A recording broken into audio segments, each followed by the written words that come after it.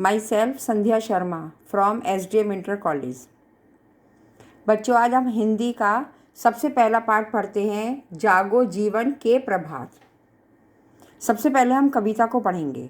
अब जागो जीवन के प्रभात, वसुधा पर ओस बने बिखरे, हिमकन आंसू जो शोभ भरे, उषा बटोरती अरुण गात, अब जागो जीवन के प्रभात।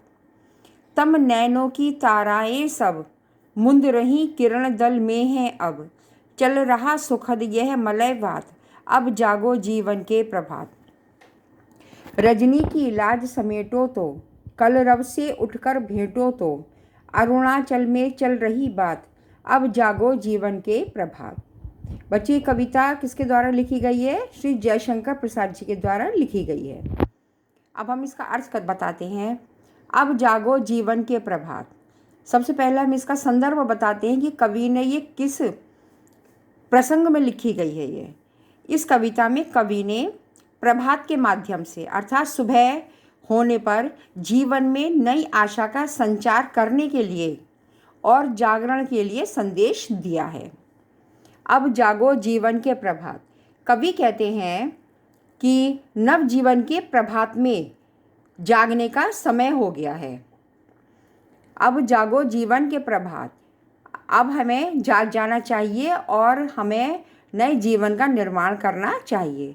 वसुधा पर ओस बने बिखरे, वसुधा पर ओस बने बिखरे। कवि कहते हैं कि पृथ्वी के ऊपर जो ओस की बूंदें हैं, पेड़ों के ऊपर, पत्तियों के ऊपर जो ओस की बूंदें हैं, हिमकन आंसू जो शोभ भरे, और प्रातः काल में ओस और बर्फ रूपी जो दुख के कारण दिखाई देते हैं, उन्हें उषा बटोरती अरुण गात। सुबह जब हो गई है, जब सूर्य निकल आया है और सुबह हो गई है, तो उषा उन सब ओस के कणों को बटोर लेती है, यानी कि हमारे दुख रूपी जो भी हमारे कारण हैं उन सबको वो समाप्त कर देती है। इसलिए वो कहती है, अब जागो जीवन के प्रभात। इसलिए अब हमें उठ जाना चाहिए और हमें अपने नए जीवन का निर्माण करना चाहिए। तम नैनों की ताराएं सब, मुंद रही किरण दल में हैं अब, चल रहा सुखद यह मलय वात, अब जागो जीवन के प्रभात। इस प्रसंग में क्या कहते हैं कवि? कवि ने रात्रि बीत जाने पर नव जीवन के निर्माण का वर्णन किया है। कवि कहते हैं कि तम नैनों की ताराएं सब।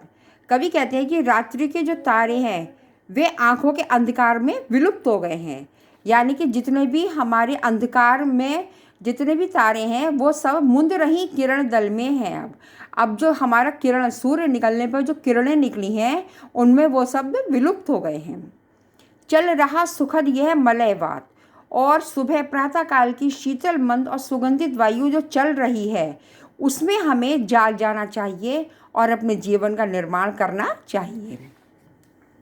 रजनी की लाज समेटो तो, कल रव से उठकर भेंटो तो, अरुणाचल में चल रही बात, अब जागो जीवन के प्रभात।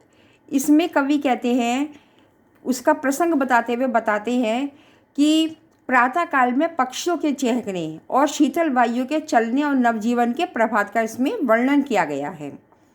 तो कवि कहते हैं कि रजनी की लाज समेटो तो। अब रजनी यानी कि रात्रि समाप्त होने वाली है, प्रभात होने से रात्रि का समय समाप्त हो गया है, इसलिए कलरव से उठकर भेंटो तो, इसलिए उठो और प्रातः काल में जो पक्षियों का मधुर गान होता है, जो वो मधुर गाना गाते हैं, उससे उठकर मिलो, उसका स्वागत करो। अरुणाचल में चल रही बात, पूर्व दिशा में जागृति की हवा चलने लगी है, यानी कि पूर्व दिशा से जागृति की हवा आ रही है। अब जागो जीवन के प्रभात, इसलिए इस प्रातः काल की बेला में जाग जाओ और अपने नव जीवन का निर्माण करो।